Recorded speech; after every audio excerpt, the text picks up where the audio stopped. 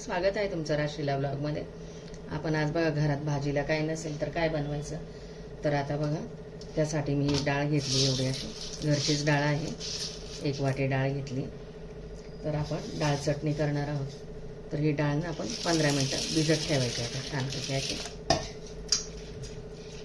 चण्याची डाळ आहे।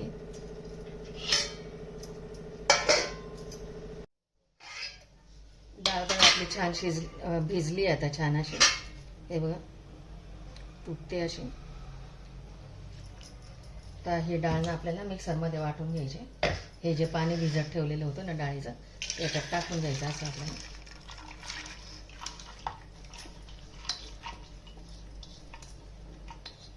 वरून काहीच पाणी वगैरे टाकायचं नाही।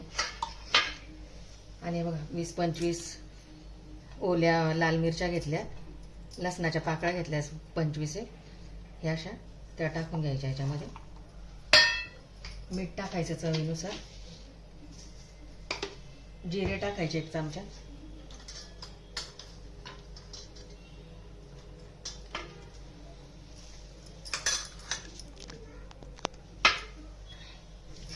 आणि आता हे चांगलं मिक्सरमध्ये फिरून घ्यायचं, बारीक करून घ्यायचं।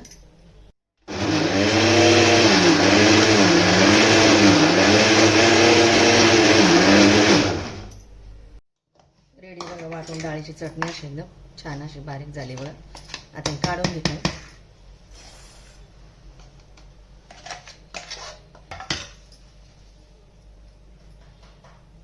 आता हिला आपण फोडणी देऊया। गॅसवरती कढई ठेवली,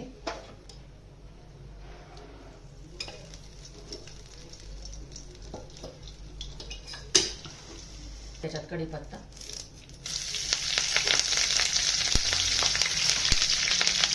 1 चमचा जिरे, छानपैकी अशी फोडणी झाली की त्याच्यामध्ये आपल्याला असे वाटलेली डाळ ही टाकून द्यायची। आता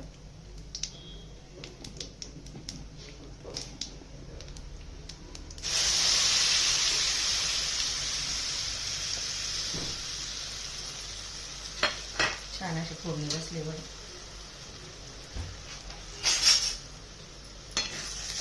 चांगली मिक्स करून घ्यायची। आता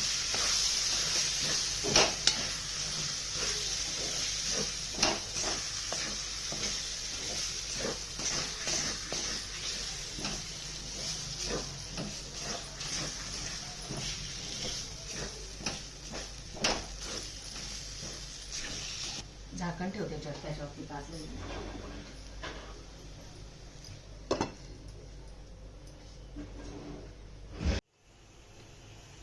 5 मिनिटानंतर बघा झाली आपली चटणी अशी, डाळीची चटणी अशी मस्त सुरेख झाली अशी छान।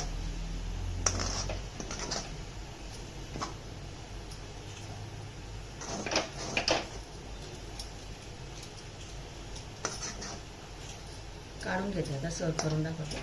आपल्याला भाजीला काही नसेल ना तर अशी झटपट अशी आपल्याला हरभरा डाळीची चटणी करता येते अशी। ही तुम्ही भाकरी बरोबर पोळी बरोबर खाऊ शकता, प्रवासात पण नेऊ शकता। सर्व करून दाखवते।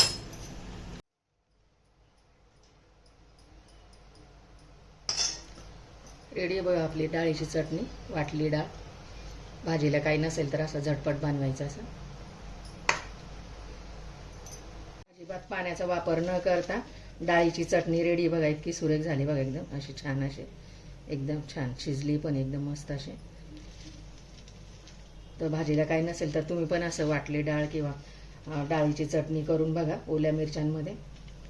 व्हिडिओ आवडल्यास लाईक करा, शेअर करा, सबस्क्राईब करा। भेटू पुढच्या व्हिडिओमध्ये। Bye, thank you.